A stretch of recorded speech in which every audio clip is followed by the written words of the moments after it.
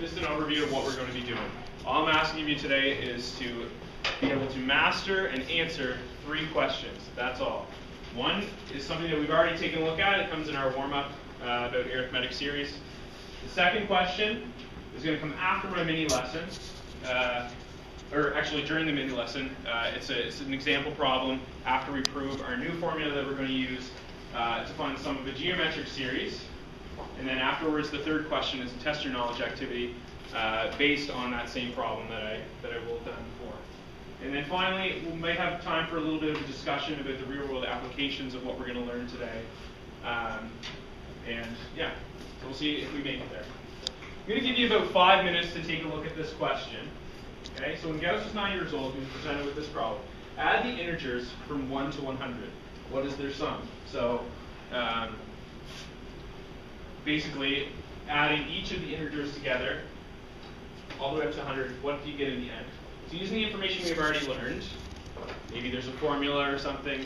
I know that I haven't really discussed it because you weren't, like obviously this is just one class, but essentially you would have learned this question. I just want to see what you guys come up with, okay? How would you find the answer to this question? So about 5 minutes, try and get some ideas down. What's the answer, Ryan?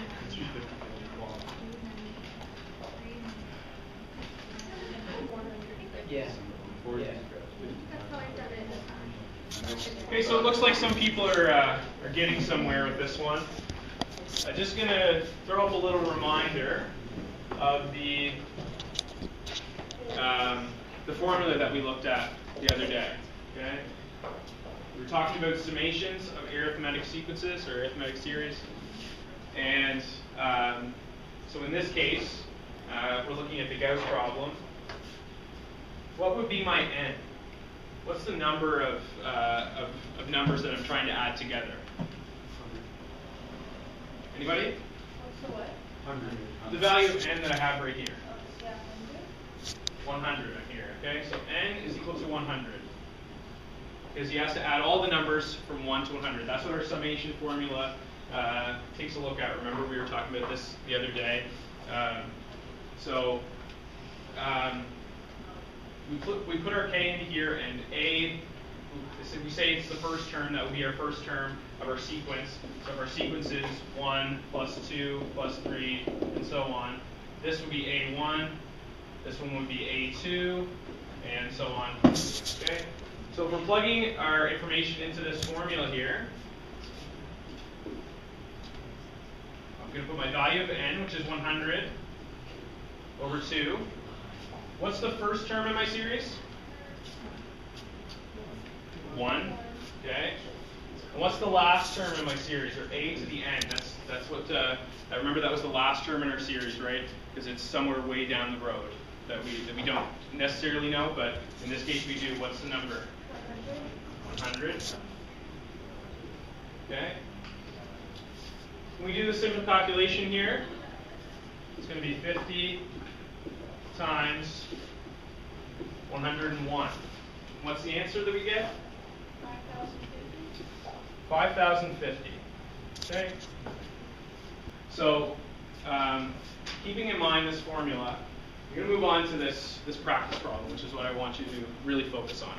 I thought it was a very interesting way of showing sort of a real world. You're never really going to use this in real life, but it has a real life sort of factor to it, okay? So suppose you drop a rubber ball. Today I have tennis balls, okay? And you're 15 meters above the ground. So I'm obviously not 15 meters above the ground, but maybe if I drop this out the window. Once you drop the ball, it bounces back up to a certain height.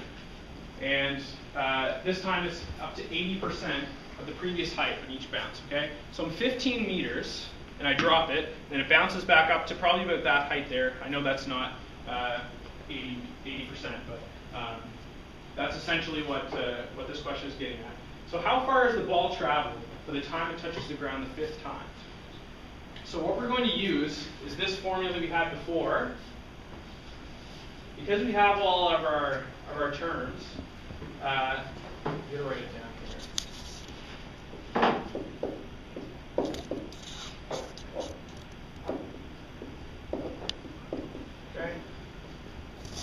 what I want from you is to sort of tell me what each of these terms is going to be. So what's my T1 in this case? What's the first term of my sequence?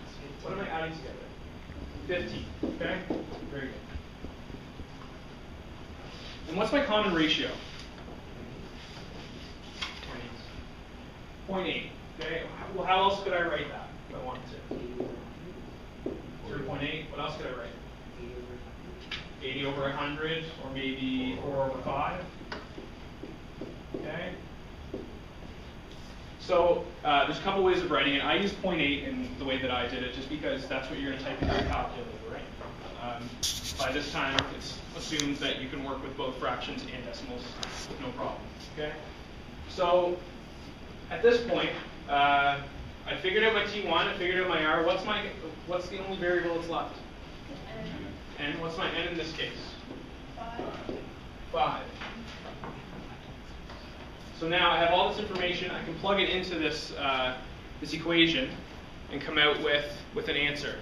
So what I'd like you to do is just write this down on your sheet of paper now. Work through this problem. I just want to see what everyone comes up with in the answer. Okay, so just in the interest of time, what did everyone come out with as an answer for this question here, if I put in my variables here?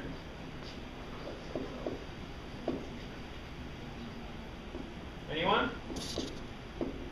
What did we come up with an answer if we did that problem? Amy? 50.424. Okay, so 50.424. Okay, so this seems logical. We've used our formula. We derived the formula. It makes sense. But now I want to examine it a little bit more closely. So let's take this step by step. If I drop this ball, and I'm dropping it from 15 meters, it goes how many meters down to the ground for its first touch? 15, that's right. So when it comes back up, 80% of what it was before, how high is that going to be? Rachel? 12. Okay? So the total distance would start at 15, it comes back up 12. Where does the ball go next? Back down 12. That's right. Okay? So continuing my sequence, I think you see the pattern here. What's my next number going to be that I have to add? 9.6 plus 9.6 plus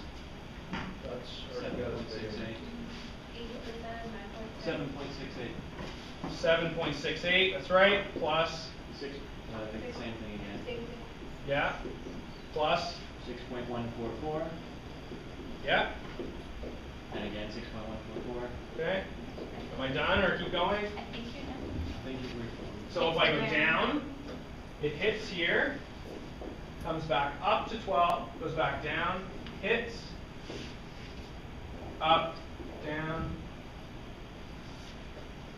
up, down. While I'm doing this, can somebody add these numbers up for me? 85.848. What was it, Sherilyn? I think it's 85.848. 85.8. 48. Okay. So we've just written this out by hand because there's only 5 terms. It's easy to take a look at the very specific case. Why did we end up with 85.848 and not 50.424 that we had beforehand? Sherilyn. The 80% ratio is only true for when it's the distance coming back up. It follows the same distance coming back down. So we're skipping a term every time with the other formula. If we just use the formula, that would assume that it lost 80% up, 80% back, 80% up, 80% back. Exactly. So what's a simple fix to our problem to try and come out with this answer, which we know is true because this is our check. This is how you would check. Sometimes your sequence is going to be huge. It's going to be so long that you're not going to be able to check. But in this case, because it's only 5, we can check. So we know that the answer to this question is 85.848. So what I'm looking for you to do is, what's a simple, quick fix that we can do here to practice your problem-solving skills? How are we going to come up with the right answer using more of the formula? Anyone see anything? Something simple that I can do. Brian. Well, really, all you were